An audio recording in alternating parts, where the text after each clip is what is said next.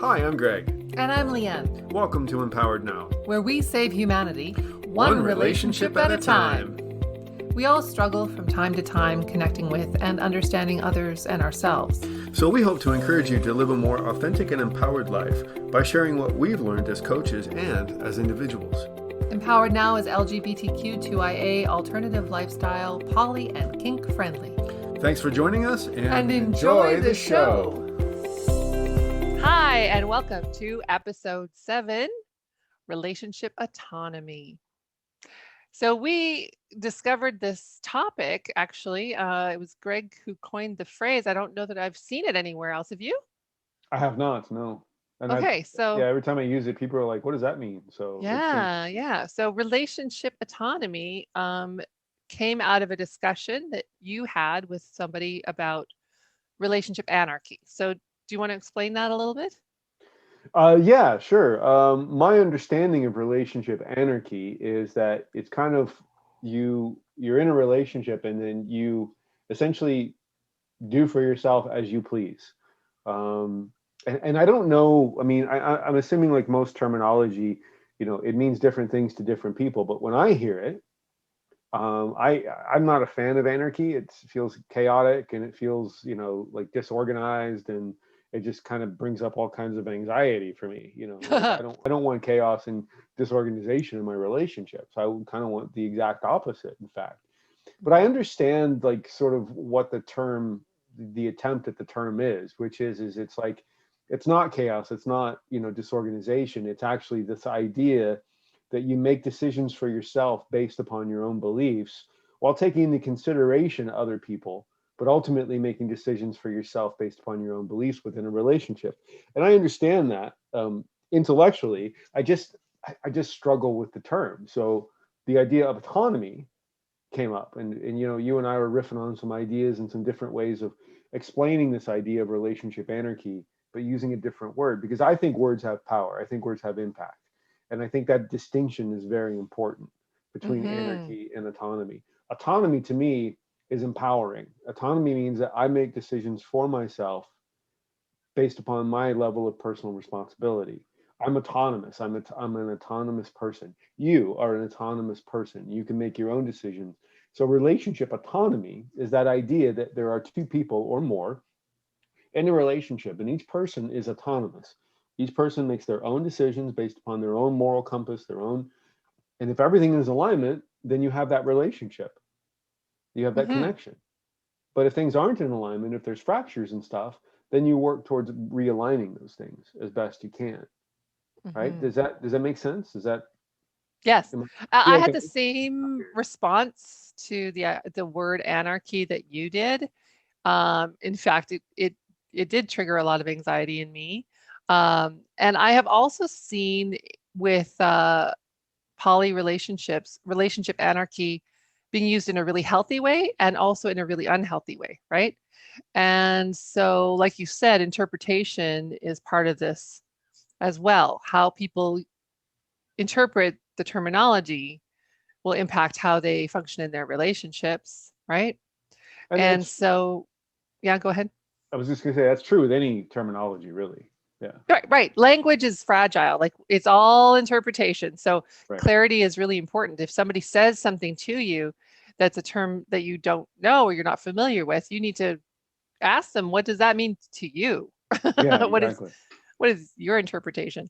Right. Yeah. So when this came up for me, my first reaction was relationship anarchy, drama, out of control, chaotic, same kind of connotations you had.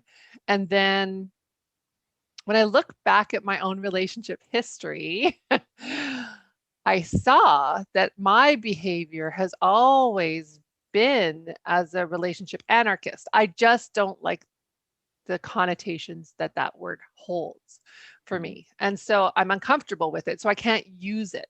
It doesn't sit comfortably on me. If that makes sense. It does. It totally makes sense. Yeah. So yeah. So when you came up with relationship autonomy, I was like, ding, ding, ding, ding, ding, ding, ding. Yeah. Yes. And And that's it's interesting. Beautiful. It's interesting because when you talk about it, your experiences with it and stuff, what comes up for me is anarchy, in addition to being chaotic and disorganized, also implies a lack of control and a lack of responsibility, Mm. right? Hmm. And again, I know that there are people out there that don't use it that way, and I totally understand that. But like you, Right. I've experienced people that do use it that way. Like it's not my problem. I'm not responsible for it. You're responsible for your own feelings, and I don't have anything to do with that. I'm going to go do what I want to do, how I want to do it, and there's no personal responsibility. And you and I both know how big personal responsibility is for me, right? Hmm. For Having both of us. Yeah, exactly. Having said that, though, I mean, obviously, that person is responsible for their own feelings. That person is responsible for doing the work, and working through their own feelings. But Hmm.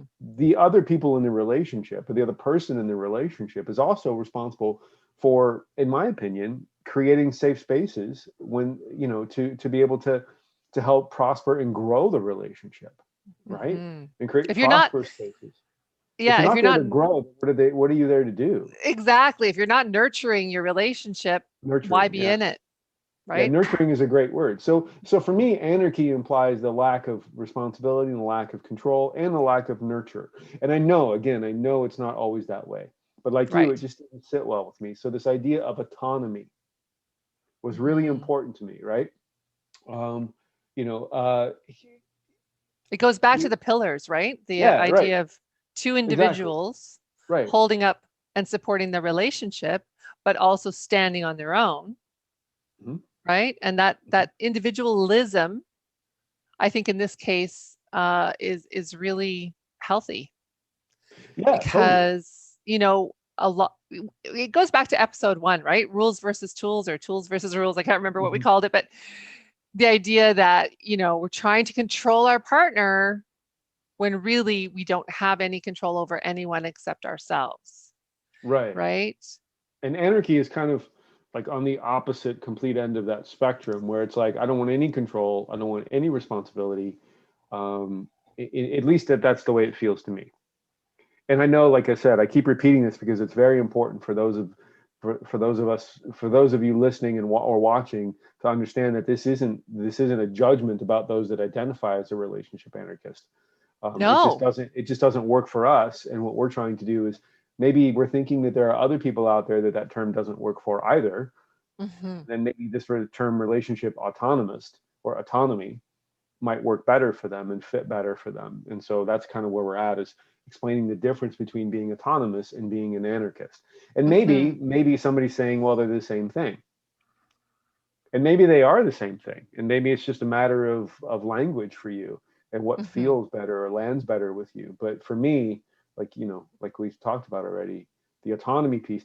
And the other reason that I like autonomy versus anarchy is because autonomy is about trust and empowerment, right? I trust that my partner is going to make a decision that's best for our relationship. I also feel empowered when I'm left to make those decisions as well. Right. And even if some of the decisions that your partner makes are questionable to you, I think that the piece about autonomy that I like is that people are allowed to fail. They're allowed Hmm. to make mistakes.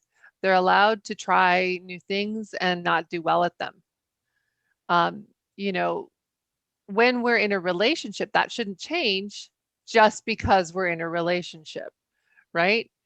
You should have a certain level of freedom and ability to experiment, explore, and engage with the world in a way that's meaningful to you, that allows you to grow and take risks in some ways, right?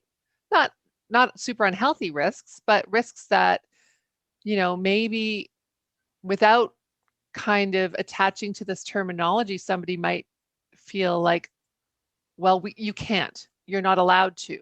You don't Hmm. have my permission. So people who um, try to control their partners, right, are often met with frustration because they can't. They're met with Hmm. disappointment because they can't. Hmm. And they feel betrayed because they can't. right?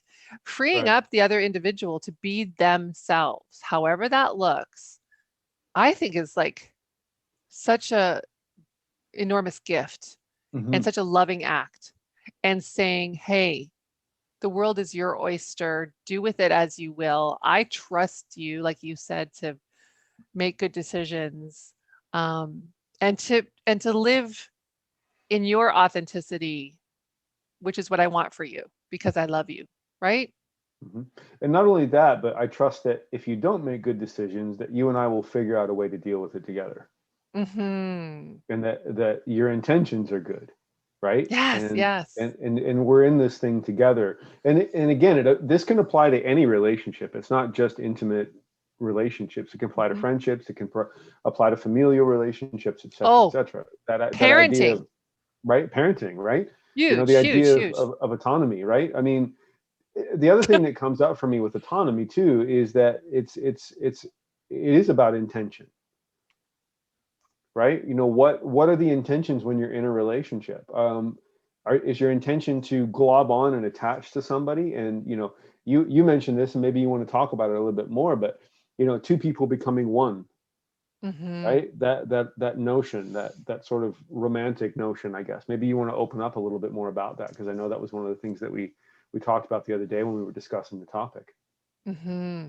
So, mononormative programming is huge. Um, and in that programming, there is the trope of, we in a romantic pursuit are looking for the one, right? To complete us, our better half, our twin flame, our soulmate, etc. I'm not denying that there can be soulmates in the world, but I don't believe there's only one. And I feel like we really limit our scope when we feel like uh, attaching as a unit is the goal, right? For Unit me, meaning one, right? yeah. Because you take the When individualism out, right? when you look at things like wedding vows, there's often phrases in there like, as you join into one and that sort of thing. People are changing that now. There's kind of a, I think people are more free to put their own flavor into their vows, or they're writing them themselves. That kind of thing is happening more and more and more and more, which is awesome and allows for people to really define what they're committing to. um, but I know for me in my past, the idea of you're it, right? The one person that I've searched for, I don't know how many times I've said that, right? You're the one. True. Oh, oops, you're the one. No, no, no, Yeah. just kidding. No, you're the one. It Yeah. gets a little ridiculous, right? Yeah. So, so when, Oh, right? You can relate. I know you can. I so can relate. That's why, I mean, it's funny because it's true, right? Right, right. And then, in our poly journey, we've discovered that, you can enjoy having different relationships for different reasons. And that's Right. great. That's fantastic. Um, you know, I often liken relationships to, food. I really like salad, but I also dig ice cream. Yeah. One does Yeah. not replace the other. They Right. And they both have a place in my life. one is just as enjoyable as the other, right? Oh my God, they're delicious. Yes. It's funny that you mentioned that, because I mean, you know, speaking about polyamory specifically, Hmm. I remember oftentimes being almost challenged about it, by people. And so my typical response to that would be, if for instance, if I knew that the person that was challenging me had kids, I'd be, oh, okay, so which kid do you love? What do you mean? I love both of them or all of them. Okay, but which one do you love more? Hmm. Like, which one do you love and which one don't you love? And they're like, what do you mean? I love them all. I'm like, exactly. So we're capable as human beings of loving more than one person. We're capable of showing affection to more than one person. And we do it in every other area of our lives. Right, right. We do it in family Absolutely. relationships, we do it in friendships. But when it comes to that intimate relationship piece, that's where it feels like the anarchy and the autonomy piece goes away. It's like, oh my God, now I have Mm, to commit to this one person and become a unit with this one person. And to me, it feels controlling. The same thing comes up for me when I talk about the idea of religion. There's a reason that there are multiple spiritualities and religions out there, because people identify with different things. People resonate with different things. hmm. And, as long as they're doing what they're doing and they're doing it and nobody's getting hurt, including themselves, more power to you. Like, what difference does it make, right? Exactly. This idea of autonomy, though, is like, it's all about like taking ownership of how your actions impact other people. That's what autonomy means to me. Like, I'm autonomous. I'm able to do what I want to do, how I want to do it. Do I check in with you? Absolutely. Are Hmm. there big decisions that we choose to make together? Absolutely. Operative word there being choice, though, Hmm. right? We agree that we're making the choice that if it's financial, that if it's over a certain amount of money, that we make those decisions together. Hmm. If we're planning trips or whatever, right? Things that are going to keep us apart for a while, right? We make those decisions together. Hmm. We set agreements and we negotiate those agreements, right? As opposed to this idea of you know it's my way or the highway kind of thing, right? Hmm. Which is, I mean, maybe there's I'm riffing here a little bit, so be patient with me. But maybe there's a spectrum, right? And on the one end, there's this idea of complete and total attachment, and on the other end, there's this idea of complete and total detachment, right? Which Buddhists talk about, right? It's sort Hmm. of the ultimate goal is to be detached from everything. I am nowhere close to being that at all. I'm quite attached to a lot of things, in fact.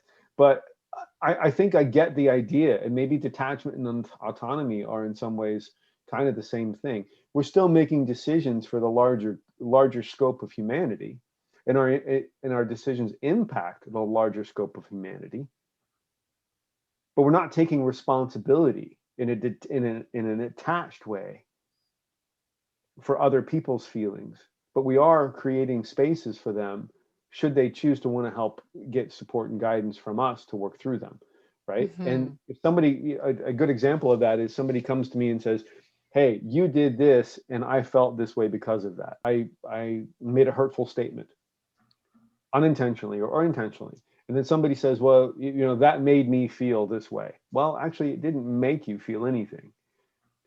Your feelings are your own. But I can see how my words can have a harmful impact on you. And so I'm going to take ownership of that. But I'm still being autonomous. I'm still Hmm. managing my own actions. Next time I'm in that same situation, I'll choose different words and I'll be more mindful of how my words impact that person. Hmm. You know what I mean? Um, Absolutely. That's the personal responsibility piece that we keep coming back to, and I really think it's important. I think it's kind of foundational to the way I live my life, Yeah. actually. And some Yeah. people have asked me, like, what about, like, isn't there a level of vigilance to that? And I'm like, no. I mean, maybe there was at one point for me.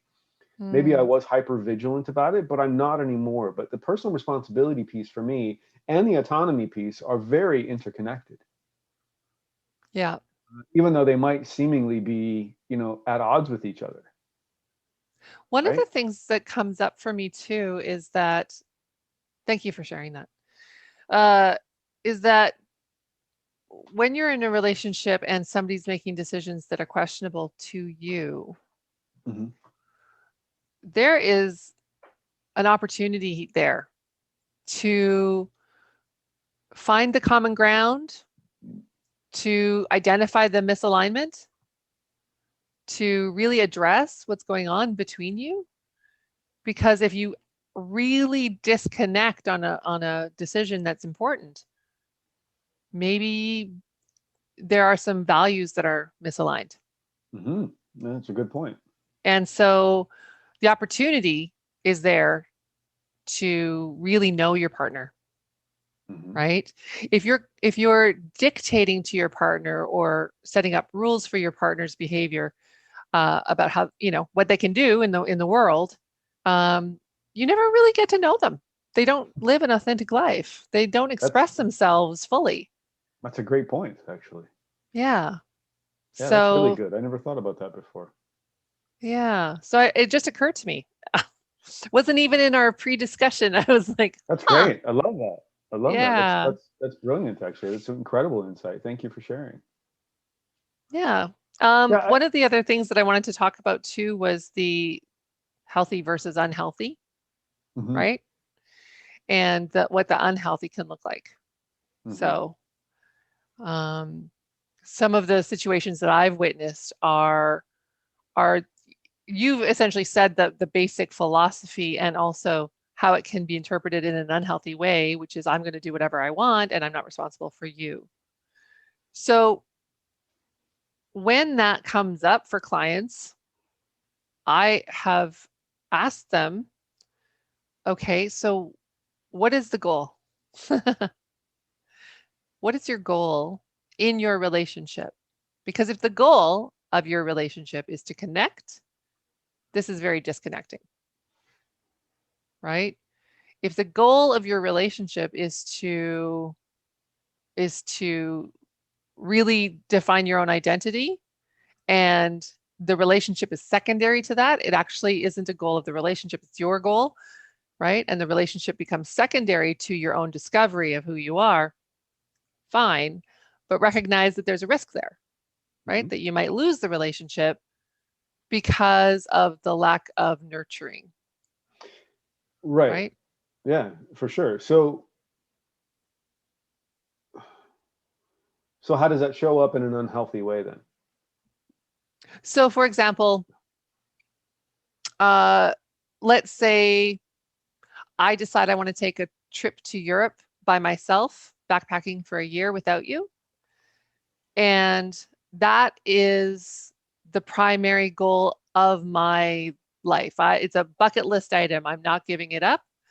But for you, that creates a lot of insecurity, challenges, questioning, fear. And I don't do anything to reassure you, to involve you, to connect with you while I'm away. I just go do my thing. So I have prioritized my personal goal over the relationship. And that's okay to do. But if you do that, you're not nurturing the relationship in a way that maybe it needs. And that is not going to be healthy for the relationship. It might be what you need, but not what the relationship needs. Hmm. So it could be unhealthy for the relationship, but healthy for the individual, Hmm. right? Hmm. And acknowledging that, I think, is the key. Yes, absolutely. And also giving your partner that awareness too, like saying, I understand you're struggling with this. I don't know how I can make this more palatable to you, but I am going to do this. I need to do this. This is for Right. me. But It's not unhealthy, about but our relationship. It's about me. right. But an unhealthy thing would be, you know what, I don't, you deal with yours and I'm going to go off and do this, Hmm. Well, I right? mean, even the way Completely I washing your just hands phrased of it. it, yeah, but even the way I just phrased it could be detrimental to the relationship because I'm not Right. stepping forward into that space of let me hear you, let me talk with you about your concerns, let me reassure you, let me show up for you in the relationship still while I'm away, Hmm. right? I will text you every day. I will let you know my plans. I will, send you lots of photos and um, we'll talk on the phone, whatever the plan is, whatever the agreement is, so Hmm. that the connection doesn't stagnate Hmm. or And s even be damaged. right. And so then it goes back to agreements and negotiation, right? Yes, Okay. exactly.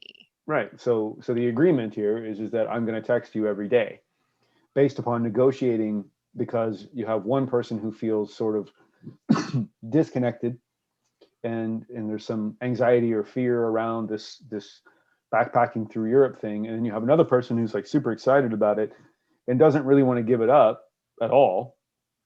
So then the autonomy here is that both people as individuals have a responsibility to advocate for what they want and need in the relationship and negotiate that in the relationship and come to an agreement, Mm-hmm. which is ultimately why relationship autonomy works better, lands in a way with me that feels organic, I guess. Is that Mm-hmm. the right way to put it? Organic. It feels fluid. It Mm-hmm. feels freeing. Um, those kinds Flexible. of things. Flexible. There we go. Flexible. That's the Mm-hmm. word I'm looking for. Flexible. And it removes that illusion of safety. That was something that you came up with. This controlling things and making rules and stuff creates the illusion of safety in a relationship. But they're really, we call it an illusion because you control is an illusion. It's not real. Mm-hmm. People, I mean, how many relationships have you and I been in where, I don't know about you, but me, I've tried to control the other person. I've been that guy. And guess what? It still didn't work. I said the relationship still ended. I still ended up with uncomfortable, hurt feelings, even though, Mm-hmm. and maybe to some extent by controlling the relationship, the feelings were exacerbated in some way because it was, because if I had just learned to let go sooner and understand this idea of autonomy within relationships, um, then maybe it would have been a lot less painful, right? But anyway, I digress because that's Well, and also maybe you would have known your partner better. yeah, and totally. And I mean, that really resonates with me when you said that. It's like allowing others to be autonomous and watching how they do and what they do and who they are and seeing them blossom within that autonomy is quite beautiful to witness. Um, Mm-hmm.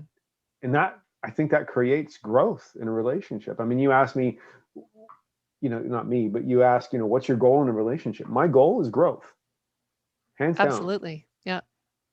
Whatever that might look like in a relationship.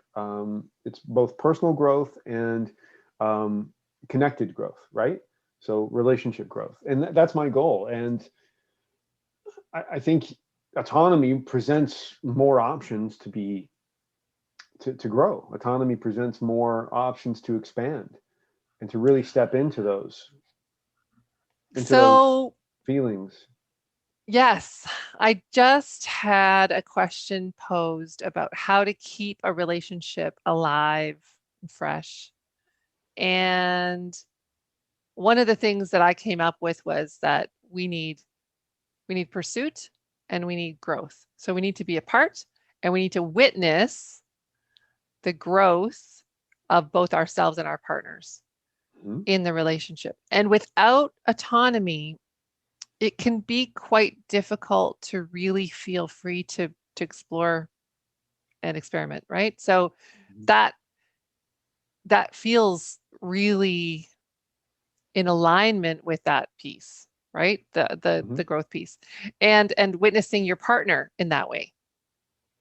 Mhm. So I'm going to use us as an example, like we always do. So, for example, the moving into coaching, witnessing you as a coach, witnessing you on this podcast. I I love seeing your ideas, out there, and the articulation that you have about certain ideas that you have, expressing yourself, making clear your own sort of path as we explore these topics.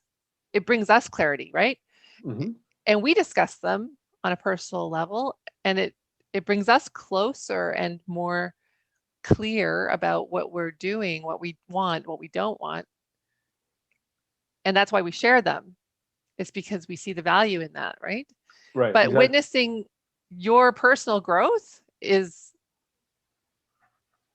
beautiful. It gets me excited. It gets me hot for you. Like we've talked about before. Um, I really enjoy the intellectual connection that you and I have, and this is one of the ways that I get to be a witness to you, and I feel privileged in that role and proud, really. Yeah, Well, thank you. you're welcome. Little words of affirmation today. Yeah, that is my number one love language. Something else that's, I think, really important to talk about is this idea, and I touched on it earlier, but this idea of taking ownership for how your actions impact others.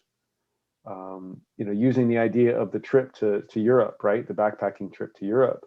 You know, how can how can I take, so if I'm the person that wants to go backpacking through Europe, how can I take ownership of how my actions will impact you? And so if I say to you, I'm going to go to Europe and I'm going to be gone for a year. I love you. I'll see you when I get back. That doesn't feel like I'm taking ownership because I know you well enough to know how that's going to impact you, right? That's not Yeah. so knowing the person that you're talking to and understanding them. And again, this is about relationships and connections of all different types, right? But maybe taking ownership is like, hey, look, I want to do this. This is something that's very important to me. But I also understand that it's going to be challenging for you. So how can I help you with those challenges? What is it that you need from me to help you be more comfortable, not necessarily completely comfortable, but more comfortable with this particular action. And I will let you know if I am capable or even interested in doing that. Hmm. So that's to me, that's taking ownership, Absolutely.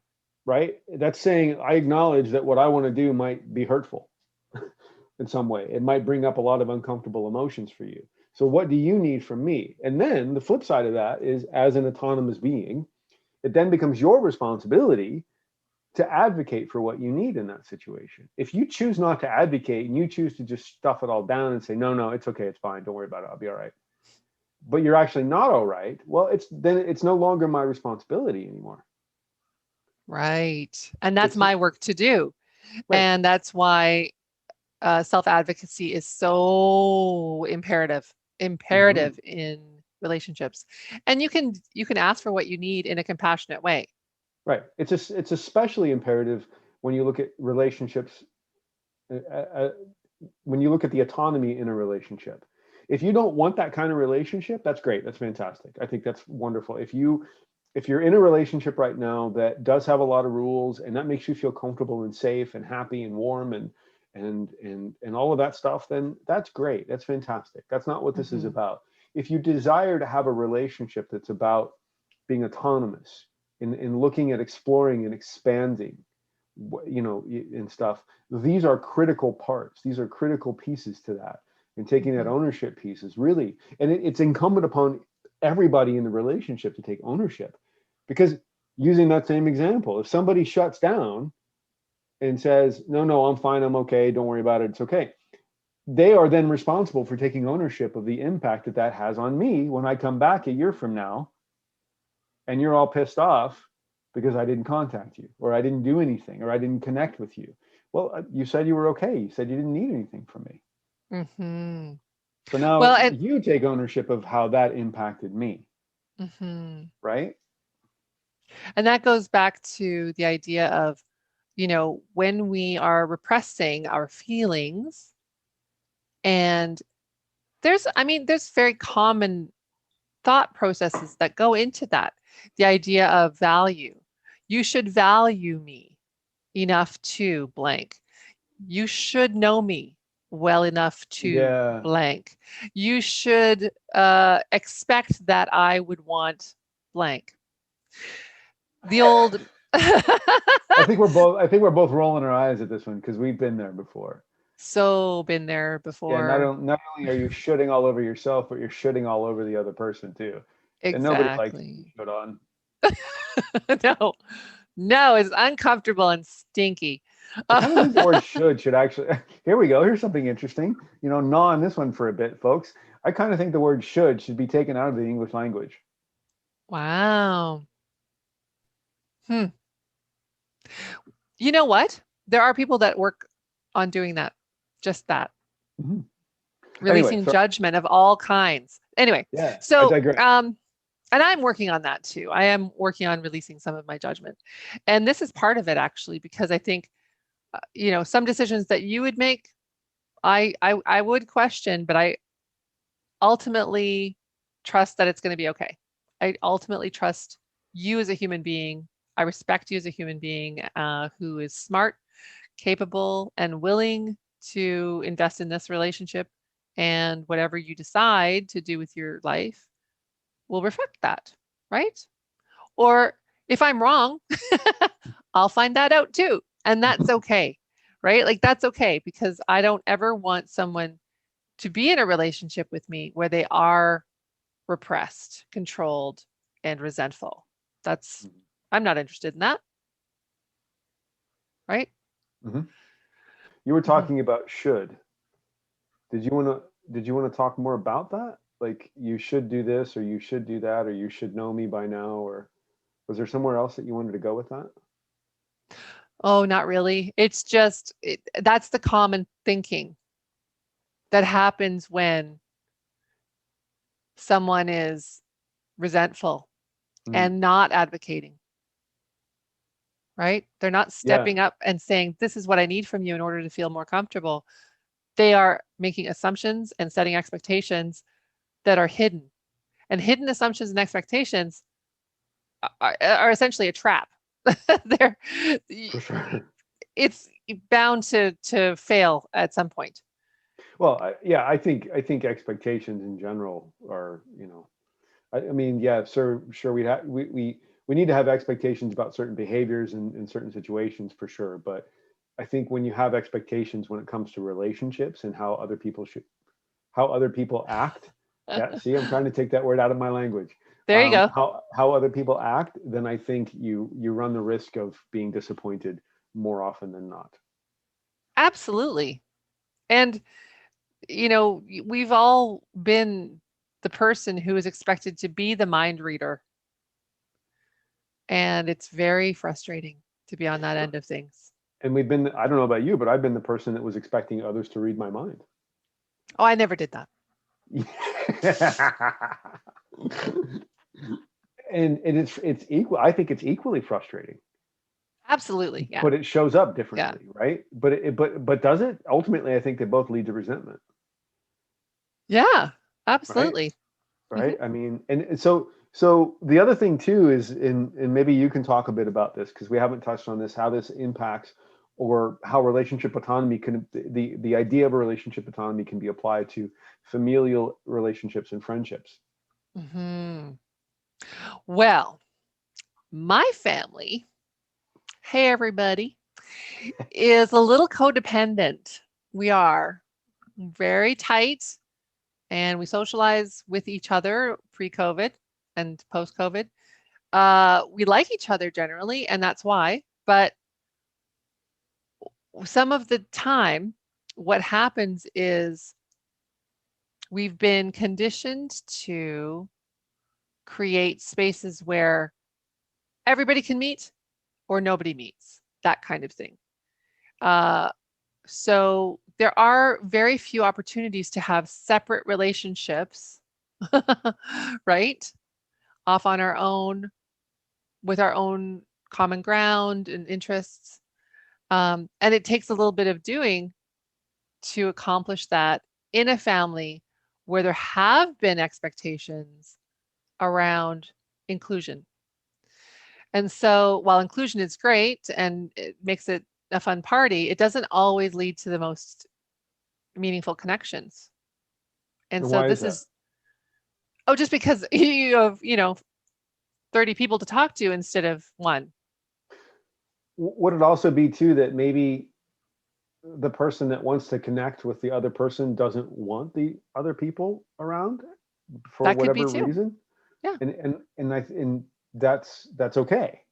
Yeah. It It doesn't is it okay. doesn't mean that the other people are any less valuable. Hmm.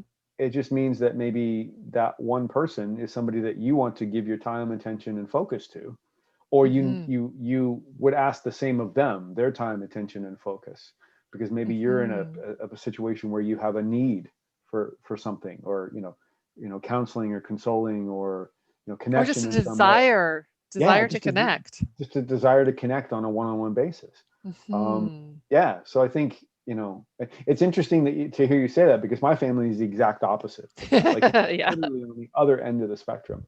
I see my family very rarely, partly because we're spread out all over North America. But it's kind of always, not, I wouldn't say always been that way, but it's, you know, I remember as a kid growing up, we had a lot of parties and stuff, but it was very, there were the clans, like there were, you know, there were the, you know, and it was very separate for me. So it's interesting. Hmm. And as your partner, to witness your family is also You interesting to see as well. you've seen it. I have seen it. Hmm. And I've seen the challenges, and I've also seen the successes too. Like, I have a wonderful relationship with your brother. I love him to death. Hmm. He's an amazing man. Hey Kyle, what's up, bro? Um, you know, and I love him to death. And we spend But some, but that came about because you had quality time on a trip to Europe, yeah, exactly. right? With the two of us, Hmm. right? I mean, Ivy was there as well, but he and Ivy and her girlfriend would go off and do their own thing, and he and I would connect, you know, Yeah. and so that was really a wonderful time for us to connect and stuff. So, It and then changed the tenor of your relationship absolutely for the better. 100%, yeah, Hmm. 100%, because we had that opportunity to connect one on one and to So share that, going have a shared experience like that. so going back to autonomy, if, for example, I had inserted myself into that trip, Hmm. you and Kyle probably wouldn't have the same connection, Exactly. Wow, right? that's deep. See, you know, Right? But go girl. my fear of missing out would have actually interrupted the flow of your connection Right, and the ability to find it even. So right.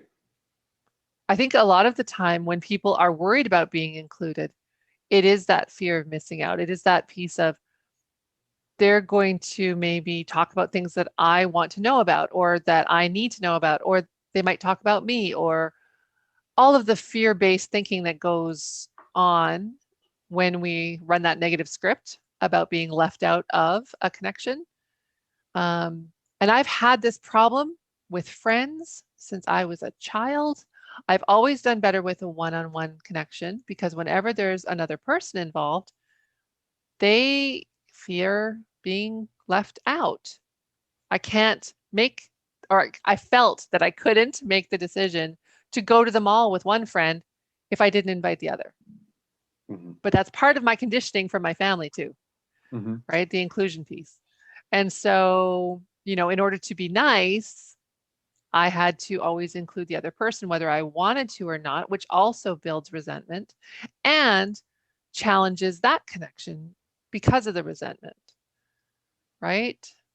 Interesting. Right. So, I think it's really interesting to apply autonomy to friends and family as well, and to say, I would like to have an independent relationship with this person over here that doesn't include another or others, and or I would like to have a connection with this couple that doesn't include others, Hmm. right? And Right. that, like, for example, you brought up my brother. And, I've had some really great connections with my sister-in-law, but then we go a really long time without connecting, except at family functions, and it's not the same, you know? Hmm. And so if your partner or your family members or your friends insist on being included all the time with everyone that you're seeing, you're not autonomous, Right. right? Or Or it you makes are autonomy. autonomous. You are It makes autonomous. You're autonomy. just, Yeah, it makes it challenging. It makes it it makes it difficult because challenging. then you're forced to make decisions that aren't, or don't feel comfortable in stuff, for sure. And I don't want to get into too much detail, but I've seen that in you, and I've seen that come up out, and I'm sure it's happened to everybody at some point in their life, Sure. But ultimately, what comes up is what aligns with you. What do you want to do? And that's so. I mean, that's so fucking hard to for society to grasp onto, is this idea that this is what I want to do. This is what matters to me. And I'm going to do it in a responsible way that takes ownership for my actions and how I impact other people, but I'm still going to do it for me. Mm-hmm. Right? Because it's important to me, because it has value to me. And Mm-hmm. if that means, whether that's, whether that's connecting with a family member one-on-one, or a friend one-on-one, and maybe the other family members or friends that find out about it, they have, they get upset, or some uncomfortable feelings come up for them. Well, okay, let's sit down and talk about those uncomfortable feelings, but understand that I'm not going to change what I'm doing and why I'm doing it. And I don't owe Mm-hmm. you an explanation for it Mm-hmm. either. And I know it's easy for me to sit here and say this, probably more so than somebody who has had a different experience, because my experiences, my family experiences have, like I said earlier, have been very scattered. I mean, I haven't seen my father since we got married 2 years ago. Mm-hmm. I love him to death, but we live in different countries, and I moved away when I graduated from high school, so I haven't lived at home since then. And it's not to say that we're not close. We are close in our own way, but it's a very different type of closeness. I have intentionally, with my daughters, cultivated individual relationships with them, because I feel that there's value in that. There Um, is. a huge amount of value in that. And a lot of that is because of the nature of my previous relationship with their mother and all of that stuff. But that doesn't matter. The fact is that our relationships are so much better for it now, because we are able to spend quality time together when we do get together, which is limited. I mean, the times that we've been able to get together and connect have been limited, partly geography and life and whatnot, COVID, of course, now and stuff. But when we do connect, it's wonderful. And it's for short periods of time, but it's amazing and wonderful. And it works, Mm-hmm. right? And I think being able to do it the way that works for you as an autonomous person, having autonomous relationships, right? I think there's an immense amount of value in that for people. So I think the bottom line for this episode is that we find relationship autonomy the best way to describe how we operate in our relationship, and that it demonstrates trust for each other and empowers ourselves. And we really, really like that. We really appreciate that. Yeah, it feels comfortable. It feels healthy. It brings us closer together, Mm-hmm. makes us more connected. Um, and yeah, I mean, it's incredibly powerful and empowering.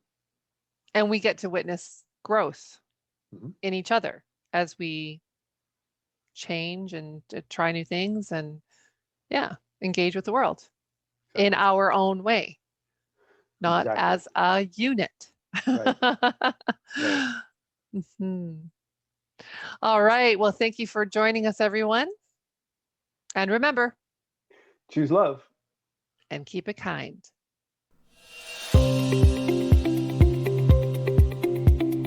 We'd love to hear your comments, questions, or topic suggestions. And remember to subscribe.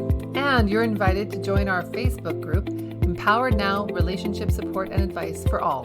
You can reach out to us on our websites at gregmillion.com And leannemillion.com. or follow us on Instagram at gregmillion.lifecoach. And at Leanne Million. Okay, we are recording. Are you ready? On. Bar. You have to do the run. Bar. Nice. Okay. I could watch Don't that make. for hours. I know. Me too. Love, love, love. Lots of love. All right. All right. Yeah. Okay. Whenever you're ready. Let's go study.